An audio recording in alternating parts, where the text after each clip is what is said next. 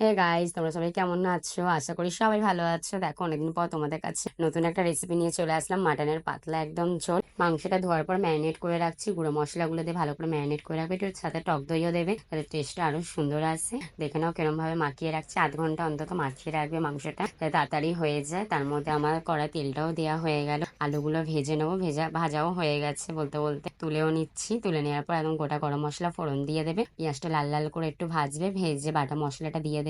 তার মধ্যে আমি একটু গুঁড়ো মশলাও অ্যাড করবো। গুঁড়ো মশলাগুলো দেখে নিও, দেখে নিয়ে অ্যাড করে দেবে। করার পর আমি একটু টমেটো পেস্ট করে রেখেছিলাম, টমেটো পেস্টও এবার দেবো। গুঁড়ো মশলাটা যেই হয়ে গেছে ভালো করে, টমেটো পেস্টটা দিয়ে ভালো করে নেড়ে চুড়ে কষিয়ে তারপরে মাটনটা দিয়ে দেবে। ম্যারিনেট করা মাটনটা দিয়ে ভালো করে কষাতে কষাতে দেখো কত সুন্দর কালারও চলে এসছে মাংসটা। আর একটু ঢেকে করতে হবে আলুটা দিয়ে, যাতে আলুটা সেদ্ধ হয়। আর প্রেসারে দিয়ে করবো, যাতে তোমাদের তাড়াতাড়ি হয় রেসিপিটা করতে, চট জলদি। চলো নাও, কষানো হয়ে গেছে, প্রেসারেও দিয়ে দিচ্ছি। প্রেসারের মধ্যে দিয়ে জোরে একটা সিটি দিয়ে তারপরে 4-5টা সিটি দিয়ে দিলেই হয়ে যাবে। একদম নরম সফট মাংস। তোমাদেরকে আমি কিন্তু খেয়েও দেখাবো। দেখো, তোমাদের হয়তো লোভটাও লাগবে আমি জানি, কিন্তু কিচ্ছু কারণে তোমাদের দিতে পারছি না। আমি নিজেই একা একা খেয়ে নিচ্ছি। দেখতে পাচ্ছি একদম লাল পাতলা ঝোল, শরীরটাও অসুস্থ হবে না। মাটনটা খেলে এমনি ভালো করেই জানো যে মাটনটা এরকম ভাবে বানালে একদমই রিচ লাগবে না, খুবই সুন্দর লাগবে, শরীরের পক্ষে খুবই ভালো হবে। দেখতে পাচ্ছ মাটনটা খুবই সুন্দর সফট হয়েছে। আর আমি তো একদম লোভ সামলাতে পারবোই না, একদম খাওয়া শুরু করে দিচ্ছি।